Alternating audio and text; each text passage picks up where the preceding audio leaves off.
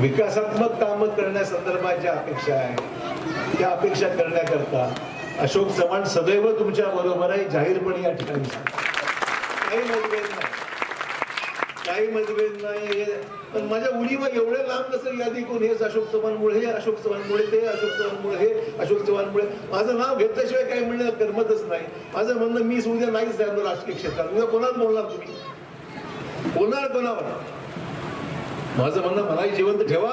मी जिवंत ठेवतो, तुम्ही पण जिवंत राहा. मी संपलो, तुम्ही कसं राहा? मी संपलो तर तुम्हाला बोलायला काय राहणार नाही. म्हणून मला संपवू नका. मी राहिलो हे तुम्हाला म्हणत नाही. जी मंडळी टीका करत राहते ना, रोज 24 घंटे चालू, 24/7 एखादं पण टीव्ही बंद पडत 24 तास चालू आहे. 24 तास.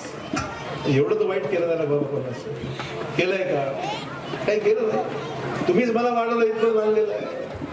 त्यामुळे माझं म्हणणं एवढंच आहे, या गोष्टीला इथपर्यंत यायला 40 वर्ष गेली. 40 वर्षापेक्षा जास्त ताकदीने उभं राहिलो आणि शेलगावने मला साथ दिलेली आहे की मी कधी नाकारणार नाही. मला मुद्दाम सांगितलं.